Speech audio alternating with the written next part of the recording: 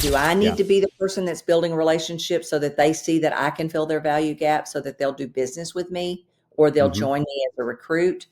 Or is it my value gap I'm trying to solve for? And I've got to go find the people who've already solved this. We really did all we could by cutting back as much as we could, but you can only cut back so much. At some point, you just have to figure out how to do more. What does freedom mean to you now? It means only doing the things that I feel like give me energy and joy and I have passion around.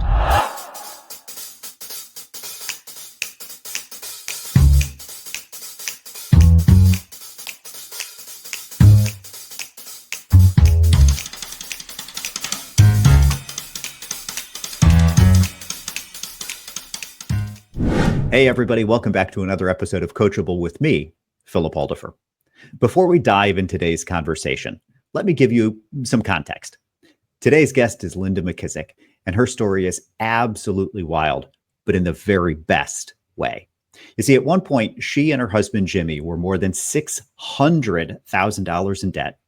And today, they've built one of the most inspiring real estate empires in the country with over $16 million in passive income from Keller Williams profit share alone.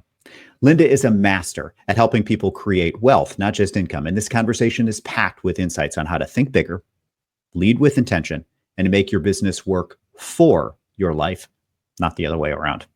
So if you're someone who wants more freedom, more leverage, and more clarity about what it actually means to go 10x in your own life, you're in the right place. Let's get to it.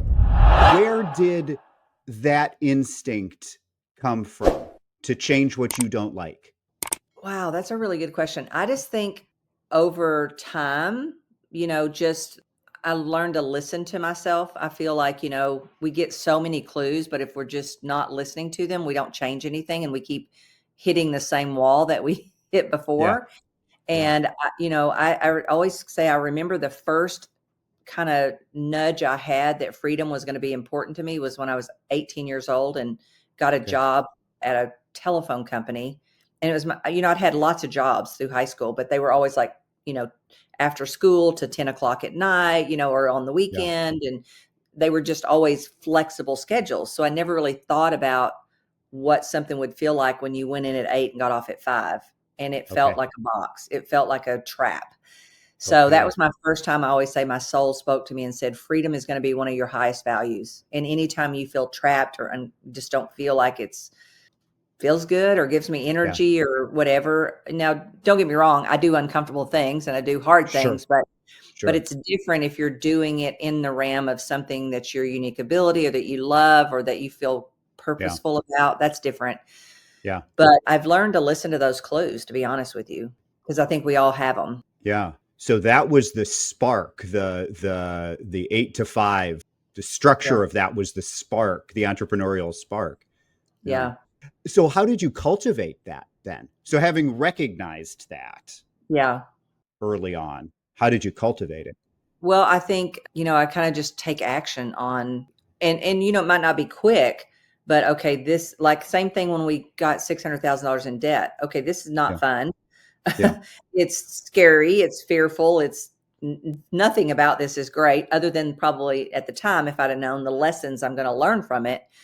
So you say, okay, how do I get a different result? How do I change this? And so for us, it was to educate ourselves on money and the difference between cash flow and wealth and, what people in the world don't have these things happen to them and how do we become one of those people? So I think it kind of just became a habit of kind of just what I do. And I try to tell people all the time, any gap that you have, anything that you're solving for, my formula is to immediately go to, let's say my gap is, well, I'll give you one recent. We decided we were going to do RV parks. We know nothing about RV parks. We know nothing as of December of 2024.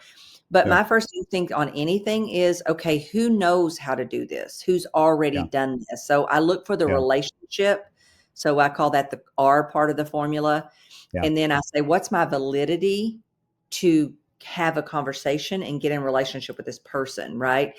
And sometimes it's how can I serve them? How can I pour into them? Because when we give to another human, it creates reciprocity and beholdenness. And that's a very powerful motivator over time for someone to want to give something back to you. That's just how we're humanly wired. If you ever watch a kid, when you give them something, they go find you a toy or something to give back to you. It's just, I mean, it's scientifically proven that's how we're wired. Yeah. And it's just kind of something I fell into as a pattern, whether I was building my real estate business, I would just go find the people who had already built the kind of business I wanted. I'd listen to what they said. I'd go home and attempt as much of it as I could. Even if I only put 10% into place, I was making progress, right? And then just kind of keep following that formula over and over again of, I don't really ask how anymore. I always ask who either knows how or who could do it better than me or who could do it quicker, or who needs to be doing it besides me. So I think, and I think when we talk about 10X, which I know you and I originally had talked about, that's honestly to me the biggest secret in one of the biggest secrets in 10X is it almost becomes out of your capabilities. So you have to start thinking of who could do it, who could I hire, who knows how already that would, shorten my learning curve, all of those things. Yeah. Yeah. The 10X stretch, that idea of doing something to the power of 10X rather than an incremental move. You probably don't possess the skills necessary to do a 10X version of the job, but that doesn't mean it can't be done. Yeah. Right. Absolutely. Yeah. Matter of fact, I think that's what makes it 10X. And I think that's what makes it need courage and, you to, be a little afraid of what you just said you thought you would do, or you committed to do. Right.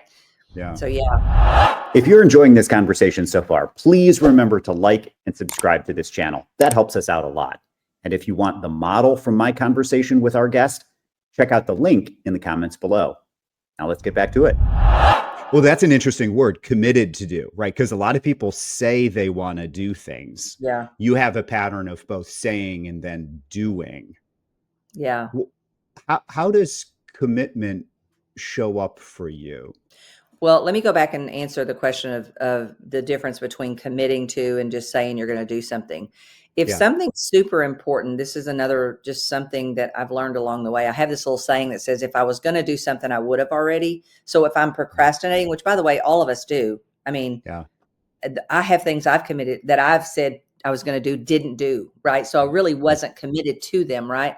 Or if I'm procrastinating, then typically it's probably because I don't know how to do it. And I always say it, as an entrepreneur, it's the how that gets us stuck and we kind of just go round in circles. And so if you can start to ask again, who, then usually who is the answer, either to do it or that knows how to do it. But so I think the difference, and if I have something, and then the other thing I've learned is if I'm not doing something and it's super important. I mean, like there's certain key areas in your life where there's key, like I always say, let's take health. It's an easy one for everybody to understand. How many times do you have to hear the health experts say lifting weights is one of the best things you can do? Well, I wouldn't do it by myself. So I had to ask, okay, how could I get this done? So I think if we just kind of say, okay, it's okay if we procrastinate, because we're probably procrastinating because we're trying to solve it the wrong way, right? So how could I solve it? And then just get busy finding that answer, not the you be the answer, right? Because I'm obviously if it was easy for me, I would have done it very quickly as soon as I committed to. Right. So how do I find out how to get it done or get out of the how? Get out of the how. Yeah. Get out of that stuck state. Yeah. It sounds like you are very thoughtful about like the next challenge and doing the next thing. How do you prepare to take that leap? I mean, what's your process for tackling a new big challenge? The RV park, for example. Well, in this case, I immediately said my husband and son wanted to do it. And I'm like, okay, who can we call that we can do a call with? Because we know nothing about this. We immediately got on ChatGPT. I think ChatGPT is one of the greatest strategy partners that you could ever have. Right. So we did a lot of ChatGPT. And then my answer, and what I always bring to the table is I make great connections. So I know somebody that knows somebody that's already been doing RV parks and knocking them out of the park. So I'm going to immediately go to my formula, which is, if you say my formula, it's actually capital R plus capital V plus capital VG, when VG stands for the value gap that someone has, myself or Right. anybody else. Okay. And then put a line under that and you put the capital T, and that means how much time actually really needs to be allocated to do this, or how long will it take to get the results I want, right? So time, we have to Yeah. think about it two ways. How much Yeah. time will it actually require of me?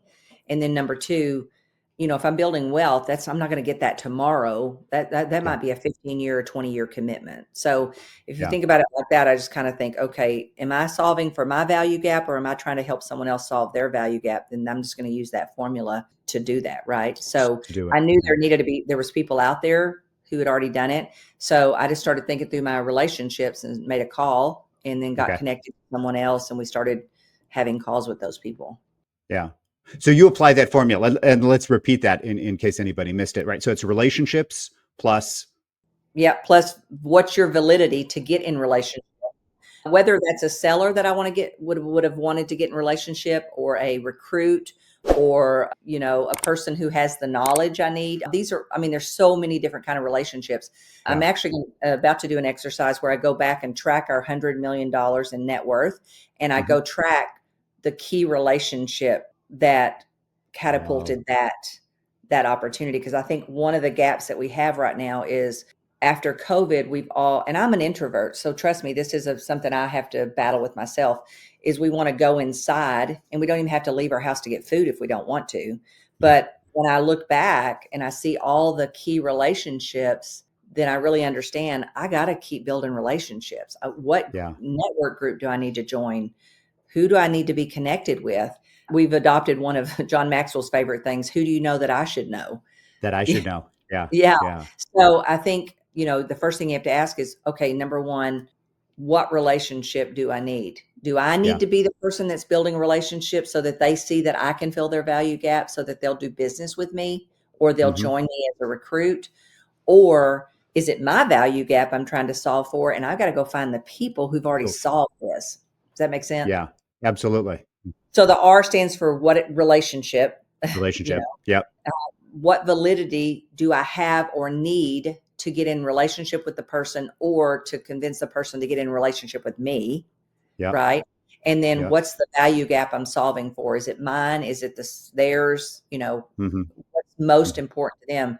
Because everybody's got value gaps, but there's one or two that's keeping them awake at night, that if somebody stepped into that gap, they would be beholden and create reciprocity and create customers for life and all those things.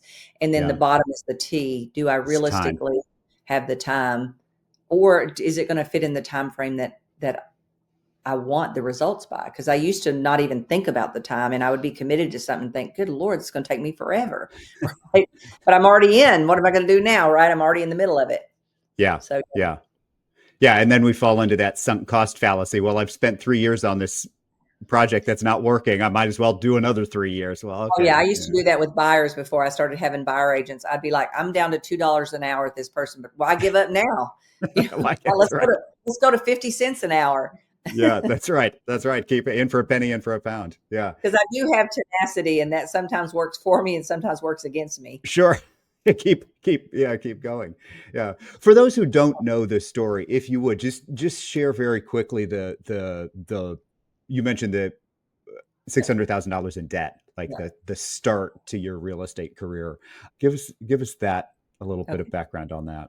Yeah, sure. I always say the worst thing that happens to you can turn around and be the best thing ever happened to you if you get your lessons from it and learn what you're supposed to learn, right? And then you also, I think, use it later to serve other people who may be in similar situations but want to accomplish what you've accomplished. So it was the late 80s. I came from a family that no one had gone to college, not a single person. We had never lived in a home that we owned. I didn't even really know what an entrepreneur was until I met my husband, because he was in the restaurant and nightclub business. And I'm thinking, gosh, I'm doing way better than I've ever done in my past life. This is awesome. Everything's great. What could possibly go wrong, right? And then the most horrific economic downturn Texas has ever seen happened in the late 80s and early 90s. And that was savings and loans went under, real estate crashed, and oil and gas was not doing well. I always like to say I was in my mid-20s. I didn't even know what the word economy meant, much less is it good or bad. But Jimmy started to stress over not wanting to go to sleep at night because he said, if I go to sleep too soon, it comes morning and bankers call you first thing in the morning and want to know how you're going to pay this $600,000 back. And how we got into the $600,000 debt was he had taken some successful nightclubs he had in Denton, Texas, which is a college town. And we had taken all the money from those and all the cash we could borrow and to go do a mini Dave and Buster's in Dallas. Surely to goodness, I got to go to Dallas to hit it big. Yeah. So he'd been working really tirelessly on that for a while, and then just realized that we're not going to make it. So we sold it for $600,000 less than we owed against it. And that left us immediately owing banks $600,000 we just didn't have. My husband says he didn't know you could go from a Cadillac to a beat up Pinto so fast. And honestly, we really did all we could by cutting back as much as we could, but you can only cut back so much. At some point, you just have to figure out how to do more.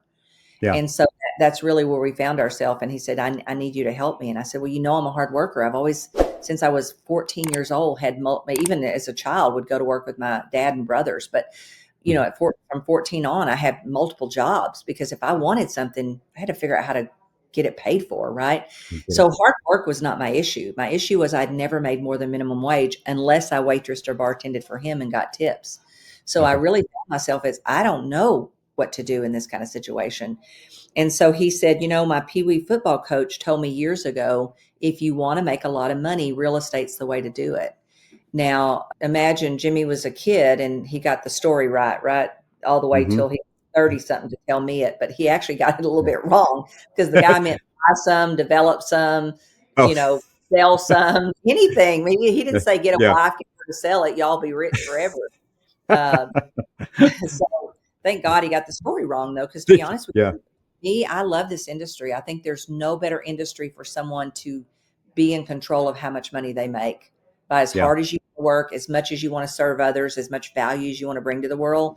You get to write the ticket on what that dollar value is. And I love that. That was another thing that matched my soul. But I always like to say, back then they didn't have Bold. They didn't have, any training. You went to a company. It was, here's a desk, here's a phone. Good luck. You're on your own. So I only made $3,000 gross. Jimmy said, 3,000. 3,000 gross. Jimmy said, this is gross. I paid 15, you made 3. This math is not what I was expecting out of you, right? But then an affiliate bought me a ticket to a Mike Ferry seminar, and it changed everything for me because it was there that I found the relationship that the guy on stage was doing $600,000 in gross commission income. Okay. And we tackled that guy on break. We went to dinner with him. We went rollerblading with him, and we'd never had a pair of rollerblades on in our life, but that didn't stop us. We like to say the dinner. We like to say we would have slept in sleeping bags on his floor if he would have let us. Yeah. And what's funny today is that man was Tony DeCello, and he had made $600,000 in gross commission income the previous year. And then we laugh now because now we're business partners together. We brought him to Keller Williams. Now I always like to say he even calls us for advice sometimes. So to me, I just think about that relationship. If we had not approached him, if we had not had the courage, and sure, we had all the limiting beliefs. He don't have time for us. Why would he help us? We've got to have a sign on our head that says we're $600,000 upside down. I'm sure it's blinking, but instead of letting all those limiting beliefs stop us, we just did it anyway. Right. And so I'm so thankful today. So that's why I really do put so much importance on key relationships and having the courage to find those and seek them out and do what you can to cultivate those. So what was the validity piece using your form? How did you, what was Tony DeCello, who's an amazing human being. Other than my sponsor, the person that brought me into Keller Williams, he's basically the second person I ever met at KW. Yeah. He's fantastic. But even, as you said, then he's on stage, he's doing events. What was it that allowed you to approach it? How did that connect? Yeah. Yeah. Well, here's the interesting thing. And this is one of the things that we teach when I teach about validity is sometimes all you got is asking. Yeah. I mean, we had nothing to offer the guy. Now, later we would do whatever we could to pour into him, right? As we become more of a peer alongside of him, but at the time, and I always say this, sometimes you just got to ask. That's all you got. So I would say we bought him dinner. We went rollerblading with him. Went rollerblading. I mean, we gave what we had. That's all we had, right? Yeah. And so I always tell people, sometimes you just got to ask. Humans really do love to help other people sometimes, and sometimes if that didn't work, you got to figure out, how do I get some validity? And I always say, validity is something everybody has, nobody thinks they do. And you can use books, you can use knowledge, you can use so many things to create some validity. So I always say, look, if you don't have validity and they say no the first time, back up and ask and figure out how can you pour into them? How can you learn what's important to them? And then start serving that need that they have and build that validity up until it's enough, right? And I say sometimes they have a mastermind group and you got to pay a price to get in it. Well, there's so many different ways. There's not just one way, right? And at the time, to be honest with you, we were at the lowest level of validity we could have, but we gave what we had. Yeah. And sometimes validity is just showing up, doing the work. And asking. Being committed. Just capital C, committed. I mean, we had no already. We had nothing already, right? So what did we have to lose? Yeah. What are the habits that experience unlocked? Obviously, you had hard work, you had grit, you had, determination. What did that experience unlock that stuck with you? I think the one, learning to immediately go to the R of who knows how to do this, who's already done this. That would be number one, and having the courage to ask or figure out how to get in that relationship, even if you're not valid. Yeah. Right. Yeah. And then knowing that anything you want to do in life, the answer is out there somewhere. It's in a book, it's in a class, it's in a person, it's somewhere. And that's comforting, right? Yeah. Yeah. Going to the event showed you that there is a path. Yes. Yeah. Yes. There is some model to follow. I just need to find the model and the person who can. I need to find who has it. Who has it. Yeah. Who has it. Yeah. Okay. So that was the launch piece. When did you start to think in 10x terms? And for those who might be watching the show or listening to the podcast, what we're talking about is the idea in the book 10x is easier than 2x by Dan Sullivan and Ben Hardy, where Linda was featured prominently, right? And I think the first chapter, right, is somebody who's achieved 10x outcomes. When did you start to change the thinking from incremental 2x? Yeah, I definitely didn't wake up one day and go, you know what I'm going to do from now on? I'm a 10x everything. That wasn't the case. Always, honestly, you really see your progress when you look back in your life. And everybody should do that a little bit more. You should look back and say, because almost everybody's probably already 10x something. They just don't know they have. So when you look back and you identify it, you go, okay, wait a minute, there's a pattern and patterns here, right? And what were those patterns? One of them was the formula I just told you. My brain had already started working on doing that. But the other is, I think it tied into not ever wanting to be stuck at something. Because when I think about it, and honestly, a lot of it was, again, if you're faced with a situation, trying to figure out how do you solve that. So my first situation was, first of all, I did a lot of transactions. They weren't super high dollar because back then the prices were so low. I say I shouldn't have sold anybody a house. I should have bought every one of them if I'd had the money, right? So I had to do a lot of transactions. Well, the problem with doing a lot of transactions is we were all only given 24 hours a day, right? So I very quickly ran up against a wall of how do I can't do this. So what's the thing that I'm least good at, which was the detail part of it. So I literally hired an assistant when no one else in my city had ever done that. But I went to a seminar, I got the idea, and I'm like, oh, this is leverage. I can solve this problem if I go home and then of course, when I got home, I'm like, well, how am I going to pay this person? We can barely get by ourselves. But I was willing to invest in the opportunity, and see it more as an investment than a cost, right? So, and to relieve the pain of, God, I only have 24 hours in the day. I can't physically do all this, right? So that was the first beginning, quite honestly, of 10Xing. And Yeah. then the next one came, as I gave away more and more roles in the company so that I could very quickly do only the thing that was the most dollar productive, which was take listings. Then Okay. that hit me in a ceiling because that Yeah. had a ceiling at some point. I'm feeling Yeah. caged in. I'm feeling like, man, this isn't even that challenging anymore. The only thing changing is the color of the carpet. That's what led me to my relationship with Gary to tell me that he had actually been working on a concept called MREA, Yeah. Millionaire Real Estate Agent, and that there's a thing called seventh level. Because I said to him, because when you're somebody that's leading in any industry, you have to be careful who you complain to, right? You can't complain to anybody that's following you, because then you forget to tell them the next day, oh, that was just a bad day, I'm good. Yeah. So the only person Yeah. I felt like I could voice this to was Gary. And I just said to him, I don't know. I don't feel challenged anymore. I mean, Yeah. and I'm the kind of person, when I feel like I'm too much in a box, I literally probably was scared I would just walk away and leave it all. Well, I'm grossing Okay. about 800,000. I'm netting about 350. My family's living off that money. That would have been a bad decision, Yeah. you know. Yeah. So, but that's what I'd never seen anybody do anything other than that in the industry, right? Yeah. Yeah. That's plenty of people do that. And so I thought, gosh, I'm up against a ceiling here. I don't know how to get out of Yeah. this.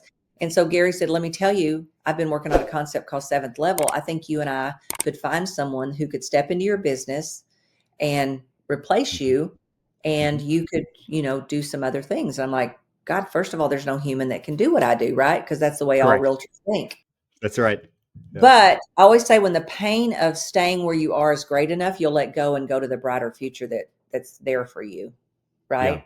And Yeah. so I didn't know whether he was right or wrong, but I trusted him, Yeah. and I wanted more freedom, and I wanted, more challenge and different something. Again, I like change. Yeah. I like I like it when things are hard. I get bored if they get, kind of maintaining. And Take it so I easy. trusted him, and he helped me find Brad, who replaced me in the business. And Brad actually ran my business for 20 years while I Wow. got on a plane, went to Ohio, Indiana, Kentucky to build Keller Williams up there. Yeah. And, I was fearful. I thought, he'll run all my business off and I'll have to come back here and put this thing together. And I don't know if I want to do that. Yeah. And thank God he didn't, you Yeah. know? So, Yeah. and then at some point, after about 20 years, we looked up, and it was the least amount of money we were making from anything was the sales business anymore. And Interesting. he had actually grown it quite a bit, Yeah. but it was the least amount of money to us, because over time, and we looked up, and, I called Gary and said, hey, I know the philosophy should be, the great time to sell a great business is never, but let me tell you why I think we should do this. Number one, he's earned the right. He's done this for 20 years. Yeah. I think I want to sell it to him. And I was scared. Honestly, it was, even after 20 years of me not doing it, it's still so hard for me to let go of it. It was like my baby Still that I, hold on to it. Yeah. Yeah. yeah, but I sold it for 1.1 million and took 600,000 down in equities and properties and financed the rest. And I got Yeah. over it. It was hard, but Yeah. I got over it, Got over that. Yeah. Yeah. What does freedom mean to you now? It means only doing the things that I feel like give me energy and joy and I have passion around, Yeah. and not doing any of the things that drain my energy, you know, I don't enjoy, I'm not even that good at, those kind of Yeah. things. I think the mentors I watch, Dan Sullivan, Gary Keller, that's Yeah. what they've done. They keep elevating themselves Yeah. to, I'm not a 1,000-foot person. I suck at 1,000 feet because I Yeah. take everything personally. I stress over it all. I can't leave it at the door. Honestly, I think it's the reason that I got to 200 transactions a year, year after year, 12 years into the business, and had to let go of it because I stay in fight or flight. I don't get out of it because Okay. everybody's problem is something I've got to solve. You've Well, got to that solve. over time really it's rough. It's hard, right? Yeah. Yeah. So I've learned 30,000 feet is my best place. Yeah. So how do I Yeah. stay there and How to not say get that. it back down in the 1,000 feet? Because I don't function well, and I don't bring value there, right? Yeah. Yeah. So, yeah, so now, I mean, when you do only the things that you feel like you're really good at, and well, that you're uniquely wired, we call it your talent DNA. Mhm. Dan calls it your unique abilities. When you're only doing those things, why would you ever stop doing that? Right? Yeah. And Yeah. if there's ever a piece that becomes something that doesn't give me the same energy, I'll just find somebody that it does give energy to, and I'll give that to them. And give that role to them. Yeah. Yeah. If you were to apply that logic, that thinking back to the early startup phase, so Mhm. before the investments and Yeah, before expansion and everything, to the startup business, is there anything that you would do have differently. done differently? Yeah, if you had that. Yeah, I always say there would have been an assistant in the chair before my license got back from the state. Okay. Yeah. Yeah. Makes perfect I sense. always what I've really discovered, purpose is something that people really struggle to figure out, and I'm so blessed because I got to do a small session with Michael Hyatt and his daughter Megan, Yeah. and it was just a small group of us. They've had us get on a hot seat. They had you talk through what Hmm. it is you do, Hmm. and what I'm sure what they listen for is does your energy go up? When do you Yeah. feel and see that passion? And Megan was so spot on. She helped me come up with truly what gives me passion and joy is helping successful but overworked entrepreneurs, especially real estate entrepreneurs, understand the Hmm. power of leverage and passive income so that they Hmm. can get freedom and margin for what they care about most. Yeah. And so everything runs through that filter, to Hmm. do that. And I think once you get in that passion and in knowing that, hindsight makes us all would be wealthy, right? Yeah. I would get there as fast as I could. I would Got it. really I wouldn't have to wait till I'm so overworked that I don't have any time for my family left. I gotta, Yeah. I'm Yeah. burning the midnight oil. I wouldn't wait to those things. I would be ahead of those things. Yeah. So if you were coaching someone, if you're giving somebody advice on how to unpack or discover those things that light them on fire, Yeah. how do you do that? How would you suggest we start? Well, first of all, I would read Shannon Waller's book, Unique Ability. It's so Okay. good. And Yeah. I did it years ago. And I think once you start looking for it, I don't know that you see it right away, your passion, your purpose. But Yeah. I think your unique abilities, you've had clues all throughout your life. But the problem Okay. is they're so easy for you, you think they're nothing. You don't give them Yeah. any value. Yeah. And even if my unique ability, let's say it's recruiting people, if I believe in something and I believe it's going to serve them well, change their life, make it better, I can't Yeah. not recruit that person to it, Recruit right? It's that just person. what I Yeah. do, right? But Yeah. I don't make them do anything. I help them self-discover how it would help them and change their life and do whatever. Yeah. And even if that's your unique ability, we're both unique. And how I Yeah. do it is different than necessarily how you do it, right? So I Yeah. think we get stuck on, well, that really something that's so unique? And I think in the past, thinking like that has kind of kept me from thinking that I even have unique abilities, right? But Yeah. I think you've done them throughout your life. It's just natural for you. You could Yeah. never you want to keep growing in those areas. You could spend all your time. You don't worry about how much money you're getting paid. You could do it for the next 25 years. You Yeah. just love it, right? So I think we have to learn to pay attention to those cues and our energy and when you get chilly bumps and all the things that Yeah. happen when you're Sure. doing something that, good Lord, you're just like, God, if I could do this forever. Yeah. Yeah. And here's the thing, don't attach it to something. Like I could have attached it to listings because that's how Yeah. I felt about getting listings, but it's not just at listings. Yeah. Okay, now how can I take this ability and go to the next level and do something different with it that's the next level? That's Yeah. going to create a bigger future for me, right? And I think people get stuck attaching it to a role. Don't To a attach it role. to Yeah. a role, attach it to an ability, and where can I take this ability now and what can I do with it? Because honestly, I'm no different than the person that was listing 200 houses a year. Yeah. No different. It's the same skills. Just not in that. You're just not in that job anymore. Exactly. Yeah. Exactly. Yeah, that okay. So many interesting things to unpack, right? I've never heard with that degree of clarity the idea of, if we take the phrase your unique ability, it's Right. almost where you put the emphasis. We're saying, what is your unique ability? What's your ability, not what Yeah. is unique in the world.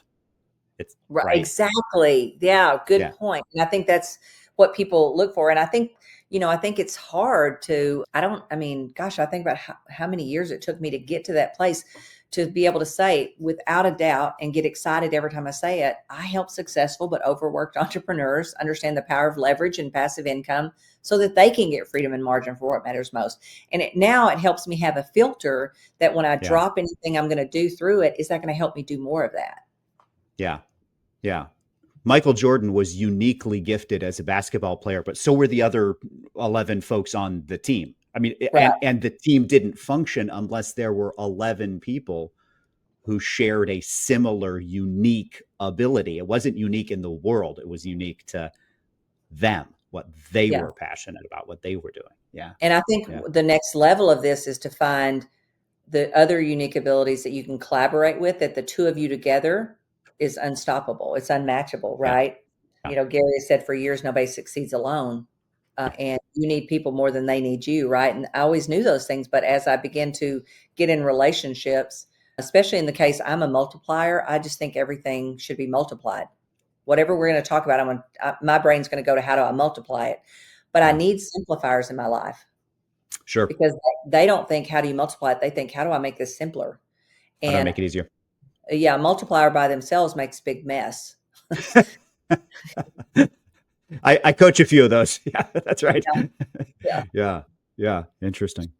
So a lot of your path, right? A lot of this conversation, your success is through those multipliers, not only multiplying money and outcomes, but people.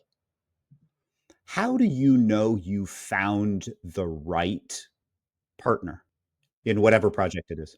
First of all, I think at some point, and this is a big, big gap we have in the real estate business that my son Press and I are trying to solve for, because I look back and I think, okay, people have been sitting in Gary's mastermind for 30 something years. I go sit in it, and I go in there and I think, okay, I don't understand.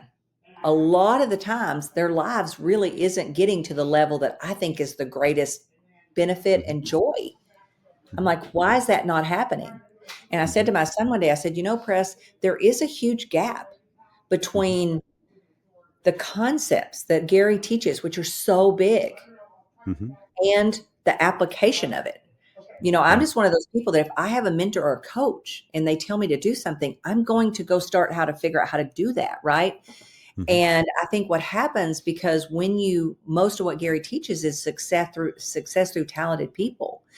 And it's hard. It's the hardest thing I've ever done. It's the hardest thing most people ever do. Right. And they get to a certain level and they just quit. And I'm like, but the real benefit is just a little bit farther. And it's at a place where you've committed to mastering success through people, right? And a big wake up call for me one day was when we were in Gary's mastermind and we were up talking to him, and he said, Linda, the only difference between you and Jimmy and me, and I'm like, some zeros. I think a few zeros. He said, no. He said, y'all were committed to mastering investing the whole time I've been committed to mastering people. I'm like, oh my God, you're right. And that was a light bulb for me. So I said, the only way you're going to find those people is you've got to always be looking. And if I had anybody open their calendar that should be doing this, myself included, there wouldn't be enough space on their calendar that they're doing that, myself included. Yeah. Even now, I still say convicted. The one thing I should be doing is always looking for those people, because you got to get the wrong ones some so that and get one great one, so that when you get the one great one, you feel it and know it instantly. But there's no way to know. I think about when Gary was talking about talent and hiring talent and how many times I thought I had them and put them in the role and it's a disaster. And then I get this one great one because they're 1% of 1%ers. Yeah.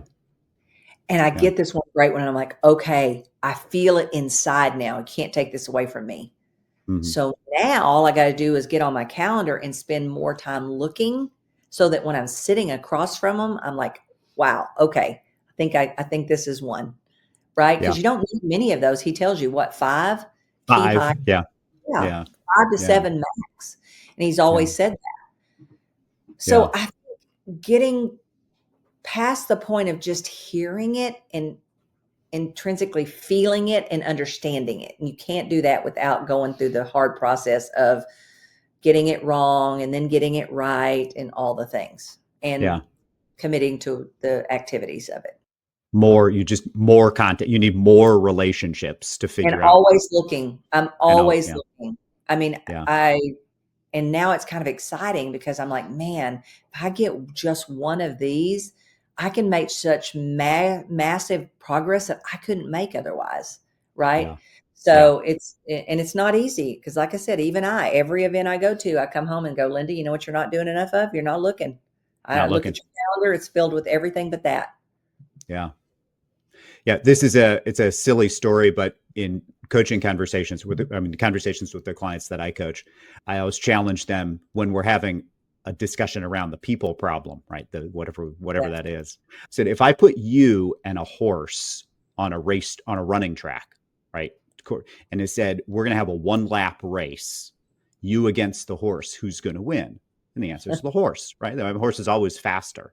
So, okay, now I put the horse next to a Ford, 1-lap race, who's going to win? Well, probably the Ford. And you put the Ford, you say, okay, well, the Ford is great. They're much faster than a horse. That's awesome. Then I put the Ford next to a Ferrari. Who's going to win? Right? Probably the Ferrari. And too often we hire the horse because they're better than you, but they're not the fastest. They're not the Ford. They're not the Ferrari. We don't know. You don't know whether you have a horse, a Ford, or a Ferrari until you've seen enough. You've been in enough races. You've seen enough people. Yeah. And in the course and stuff that Press and I've been working on over the last 12 months called Made for More, we really are specifically working with teams because even beyond the hiring, there's so much of the issues that are them, because it was me, that if I hadn't had Gary walking along beside me, I would have screwed up the one great thing that happened, which was to get Brad to take over my real estate business so I could, and me still get the income so I could do other things, and there's just, I always say the gap is they're not getting the side-by-side coaching with Gary that I got because I got to the company soon enough and I was the number one agent, and that's what you got, right? Yeah. So how do we help them do that and keep honing those skills of finding that Ferrari, right? Yeah. And committed to finding the Ferrari so that you can get to the place that you reap the rewards of success to people in the first place. It's not the messy, mucky, not fun part. Not fun part. Yeah. I hadn't thought about this question before, but how does mentorship and coaching, how does that show up for you in your world right now? Honestly, right now I always have Gary. If I really am stuck with something, I can always reach out to Gary. Just spent the day with him recently. Dan Sullivan, John Maxwell. I mean, I just look for the people who I admire and I love their values and their life, and I can see evidence around them. I always say years ago, one of the best things I ever saw that made me realize who you determine wealth for matters was watching leaders in the industry. I won't name names, that you could see them, but there were dead bodies all around them. Nobody who was following that leader's life was actually getting better. So now it's one of the first things I watch is, would I even want their life? And if I do, they can probably help me get there. Right. And so I think for me, the biggest ones are, Dan Sullivan, Gary Keller, John Maxwell. When you are having a conversation with someone of that caliber, that capacity, what does a coaching conversation with someone like that sound like? A lot of times with Dan, it's definitely group. But if I need him, I get on a call with him and say, hey, from your experience, this is what I'm challenged with. What do you know? Same thing with John and Mark, who's John's right arm. I'll usually propose something I'm stuck with or whatever. And we kind of talk through it. I listen for their wisdom and experience in it. And then I glean from it what I can glean from it. Right. I've always had coaches. I currently don't have a one-on-one coach right now, but I have lots of great lifelines of amazing people like John and Dan and Gary that I use on a regular basis when I need it. But, when I have had one-on-one coaches, always glean what their wisdom can give me, and I take action on it. Even if I fail at it first, I'm going to take action on it. If I'm not paying a coach just to hang out with somebody, right? It's kind of the difference between a therapist and a whatever cognitive therapist is. Cognitive therapist is going to give you action steps. Well, go do those action steps if you want different results, right? Don't just go in there and whine and complain. That doesn't do anybody any good, the coach or you. Or you. Yeah, exactly. Exactly. Yeah, Gary, we were on a call with Gary yesterday, and he was describing what he thought kind of a successful coaching partnership looked like. And it looked like someone coming with a question and then taking action, doing something. We don't know what's going to happen. It might work. It might not work, but doing something and then coming back and saying, here's what I wanted to get out of this experience. Here's what I got out of the experience. Now what? Okay, now we've got something to do. But if you just come and complain and talk, that's not moving you forward. Well, and I remember back in the days when I was building the region, I was so blessed because Gary had the time back then he was coaching me, and I would always ask, I'd be like, Gary, I mean, it took me 3.5 years to get my first market center. That's a long time, right? Of going up there 1 week a month, starting on Monday, not coming home till Friday. And I would say to Gary, I just need to know if I'm doing the right things, and enough of them. And he'd say, well, what are you doing? And I said, he said, well, what are you doing? I'm like, well, I come up here. I have about 22 appointments a week when I'm up here. And if I can, I teach a class at the board, and I've had as many as 100 people show up and nobody even knows who I am. He's like, yeah, sounds like you're doing the right things. Just go do some more of them. I'm like, okay, thank you. I'll talk to you next week. Yeah. Okay. And, the other thing that I remember value from my coach is, when I'd have a hard situation, the bigger your commitments, the harder your things you're going to be faced with. Right. Yeah. And I remember I would call him and say, God, Gary, and especially when it's around people, I'm like, God, Gary, you wouldn't believe what just happened to me, this blah, blah, blah. And he'd say, oh yeah, let me tell you when that happened to me. And his story was always bigger. Yeah. Yeah. And the amazing thing is I felt comfort in that because it taught me, okay, I'm on the right track. If it happened to him too, it must be kind of normal for the path, and I always said, he always had a story and it was always bigger. Yeah. And I mean, even at a point, there was a time when we had a partner sell out to someone else in a mortgage company that we had. And we didn't know this person. It wasn't who we went in business with. And in our agreement, we felt like you could get out with 30 days notice. Well, we get a notification that the person that had bought into our company had filed bankruptcy in Dallas. And we're like, we don't want to be attached to that. So we send notice thinking that's proper protocol. We get slapped with a multi-million dollar lawsuit from this guy. And now I'm crying. I'm up in the region trying to build it. I don't have anything yet. And I'm crying to Gary. And Gary goes, oh yeah, let me tell you a time when that happened to me. And he said, you know what, Linda? He said, when it happened, I didn't have the money if I lost. And I'm like, well, shit, I don't have the money if I lose either. He said, but here's the thing. They take forever to get somewhere. Just get to work. And he said, by the time it came around, I had the money if I lost. I'm like, oh, okay, thanks. But you know what? I'm like, okay, thank you. He gave me hope. He gave me a path forward instead of being frozen by it. And, what am I going to do? I don't have control over it. Anybody can sue you for anything. I mean, thank God it all came out in the end. Yeah. But, I mean, you have to have somebody that you can vent those things to, because I couldn't go to anybody I was trying to, be a leader to and say, God, you wouldn't believe what's happening to me right now. I only could use it if I needed to help someone else feel okay about where they were, right? Where they were. Yeah. Yeah. I think that's one of the great things that a coach does is they share with you, okay, hey, this is not fun. It's not good. But let me tell you, I've had the similar situation. It's kind of normal it can be normal for the path you're on. I'm like, okay. Okay. Yeah. It doesn't feel good. Yeah. But it's yeah. A great coach. Yeah. A great coach said to me one time, are the problems you're facing the inevitable consequence of the success you want, or are they truly unique? Oh, I love it. I love that, Philip. That's so good. And it's that idea that, more money, more problems. Like like this is what happens if you don't Yes. want big problems, don't want big things. Yeah, and my problem is I had done thousands and thousands of transactions and even to this day, never once had a lawsuit on my transactions. So I had it as a pride, a badge of honor. And Yeah. I'm a person though, for some reason, probably, what I learned through growing up in the home I grew up in, anything happens, I immediately EMDR has helped, but I immediately go to guilt and shame. I must have Yeah. done something, right? And that's Mhm. just not a fun package to carry with you, right? Yeah. Yeah. So I had that like a badge of honor. So when this hit, I thought, "Oh my God, what do we do? What did I do?" And there's What did I do? nothing we did, right? Yeah. But you're in that situation. So I think maturing Mhm. and learning that really, really does help. And I love that. It honestly, the success you want is going to, if it's big enough, it's going to send you into paths that you've never been in before. Yeah. Yeah.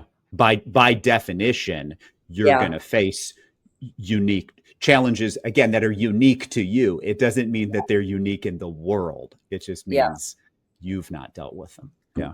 So what kind of rooms we talked about kind of five people and the you're the sum of the five people you're around and getting in the right room is a theme in a lot of Dan Sullivan's work as well. What rooms are you getting into now? Are you trying to like what lights your hair on fire with excitement Yeah. when you think about it?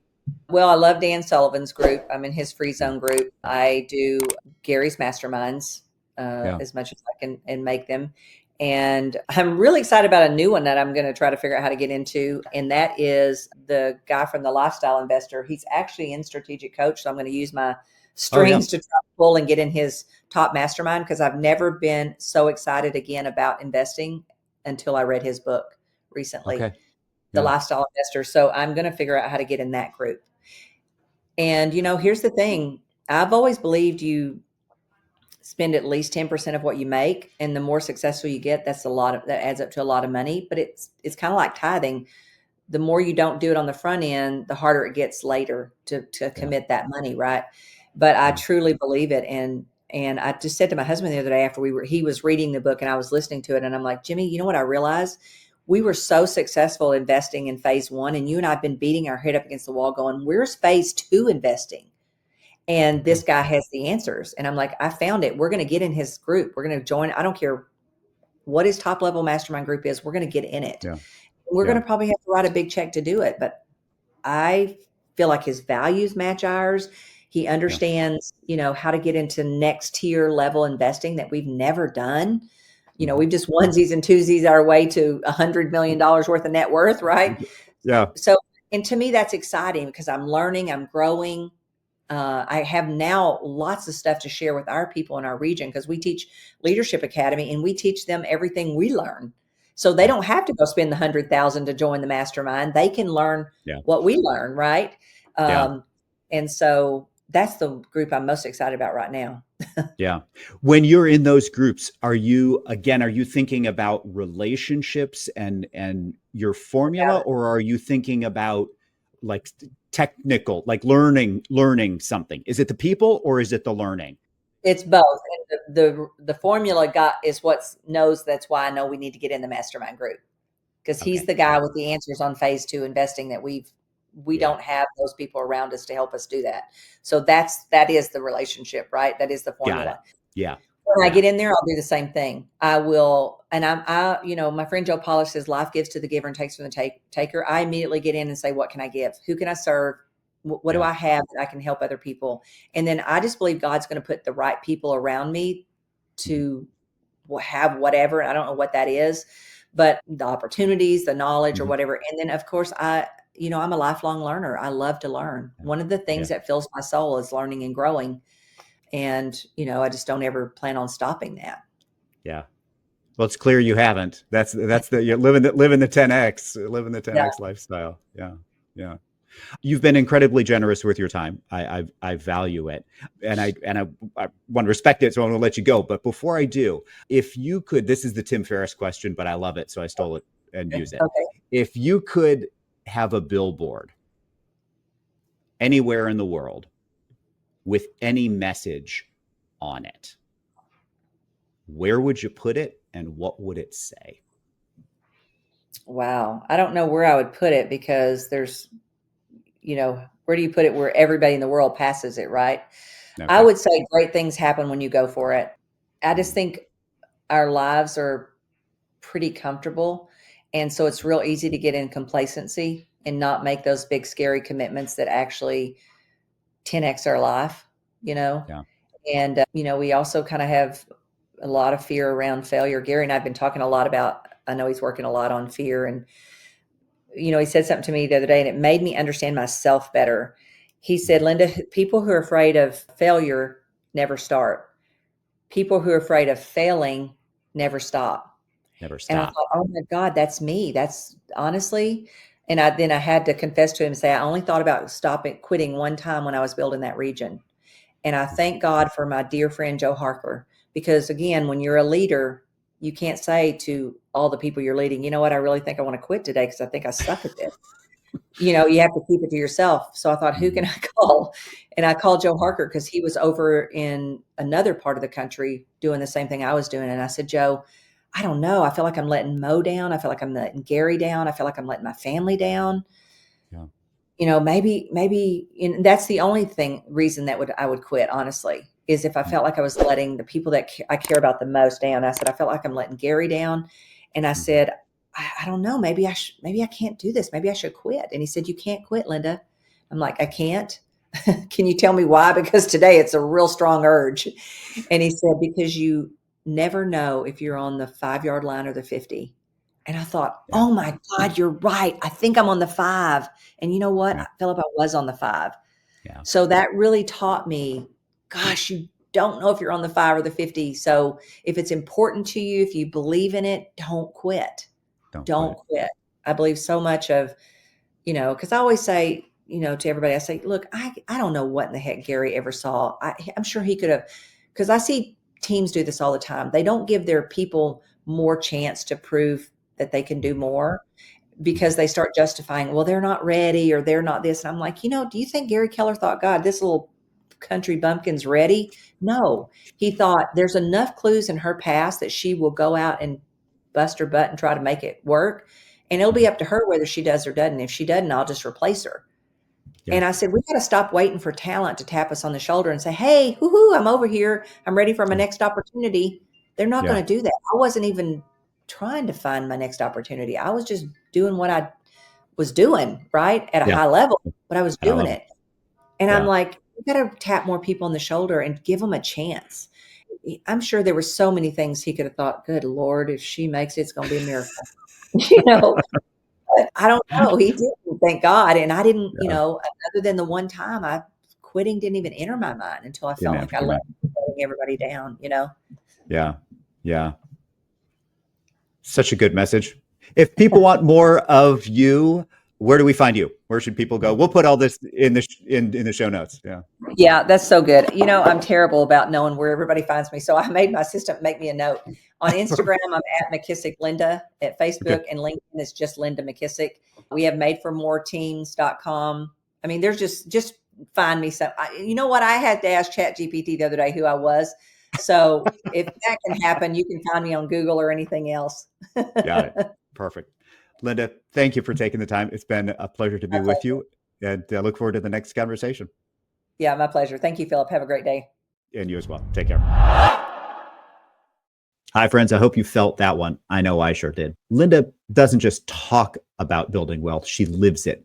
She teaches it. And most importantly, she models it in a way that's both humble and has high impact. If something she said today made you pause, take a note, or think differently, do me a favor. Share this episode with somebody else that's ready to grow bigger in their own life. And remember, if you're loving these kinds of conversations, be sure to subscribe to the show and grab the free Coaching to the Models guide that's linked at the bottom in the show notes. It includes key takeaways, coaching questions, and action steps you can start using right now. Until next time, keep growing, keep going, and stay coachable.